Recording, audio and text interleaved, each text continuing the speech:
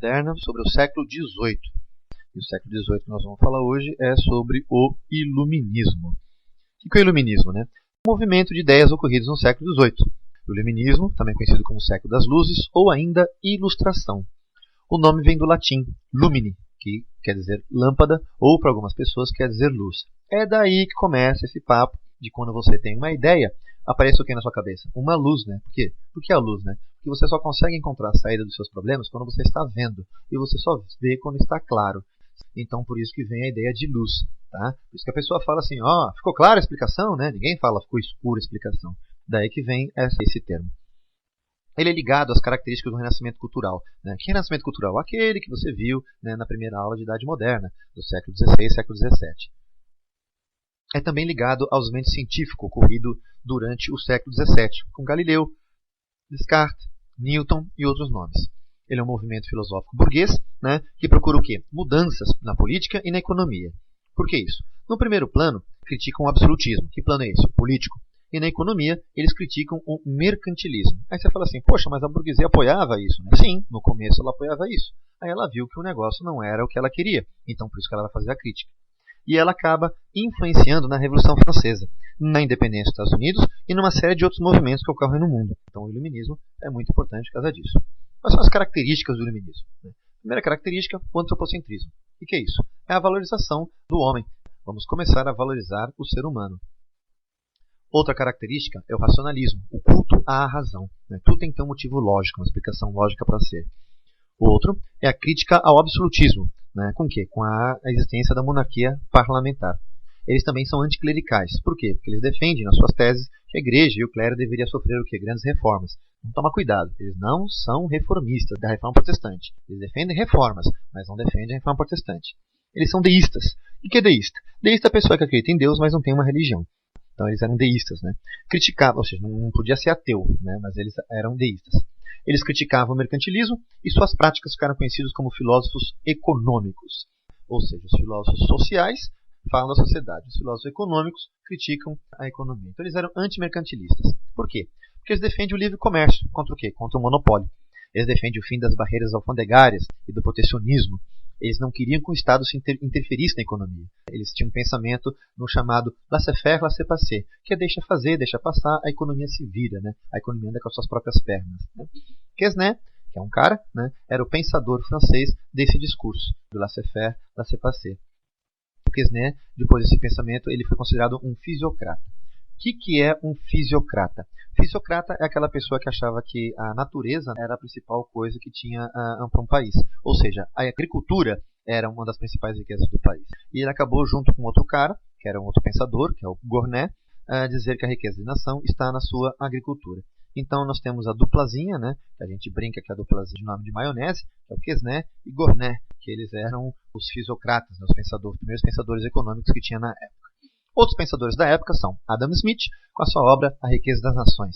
Ele defendia a liberdade comercial e a concorrência sadia. Né? Para ele, o trabalho era aliado ao capital, era um fator determinante de riqueza. Né? Também é do pensamento do Adam Smith, né? Que a liberdade do indivíduo termina quando começa a do outro. Temos ainda Malthus, David Ricardo e Stuart Mill, né? Que são pensadores econômicos do período. A grande obra do período é a Enciclopédia. O que é a Enciclopédia? Enciclopédia era o conjunto do conhecimento da época. E ela foi feita, né, organizada por Denis Diderot e d'Alembert. Ele procurava reunir todo o conhecimento então da época numa grande obra. Inúmeras vezes, seus organizadores foram presos e muitos verbetes foram feitos nas prisões. Né, por conta de quê? Porque quando o cara falava de absolutismo e falava mal, né, na época não chamava absolutismo, chamava-se antigo regime, ele falava mal daquilo, acabava que o cara parava na prisão. Né? E como ele não estava fazendo nada na prisão, acabava o quê? Acabava escrevendo mais verbetes sobre o assunto. A enciclopédia reuniu, se não me engano, 27 volumes no seu original.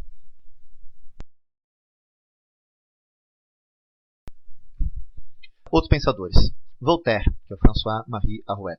Ele era rigoroso crítico ao clero e da religião. Ele era deísta. Deixou várias obras, entre elas Cândido, Tratado da Metafísica, Dicionário Filosófico e Cartas Inglesas. Cândido e o Dicionário Filosófico você encontra em bancas de jornais, nas livrarias, em sebos por aí. Tá? Dá até para baixar na internet. É dele a frase déspota esclarecido. Depois nós vamos ver o que é isso. As suas correspondências terminavam com o seguinte dizer, geralmente, esmagar a infâmia, né? Geralmente ele falava isso. Montesquieu, que é o Charles Secondat, ele era nobre. E as principais obras dele são as Cartas Persas e o Espírito das Leis. Que livro é esse? Nesse livro ele defende a tripartidação dos poderes, ou seja, 3 poderes distintos. Ele devia dividir os poderes executivo, legislativo e judiciário. Essa ideia é baseada em Locke, que é um pensador iluminista, um pensador inglês. Ele distingue as formas de governo em república, que é a virtude, e a monarquia, que é a honra, e o despotismo, que é o medo. O despotismo seria o absolutismo. Ele é defensor de uma monarquia parlamentar com o modelo inglês. Jean-Jacques Rousseau é de origem popular e tinha posições controvertidas, pois era contra o progresso, dizendo que havia deteriorado o homem. É o mais revolucionário, revolucionário entre aspas, de todos os iluministas. As principais obras dele são o Contrato Social, onde tem a frase que todo mundo coloca, que se todo homem perder tudo que tem, todo mundo começar do zero, a sociedade será mais justa. E tem o discurso sobre a origem da desigualdade entre os homens. E um livro chamado Emílio, onde ele analisa as fases do homem, dando importância à infância e à adolescência. O segundo livro, o discurso da origem da desigualdade entre os homens, esse livro que também tem o pensamento que todo homem nasce bom, a sociedade que o corrompe. Ou seja, Hobbes é um pensador absolutista que fala que o homem nasce mal. Rousseau já fala que não, que o ser humano ele é bom por natureza. O que é o despotismo esclarecido? Quando perguntaram sobre a sua amizade com a rainha da Rússia, Catarina, a Grande, dizendo que era injusto ser amigo de uma déspota, o Voltaire, em defesa da amiga, falou: ela é uma déspota, porém esclarecida.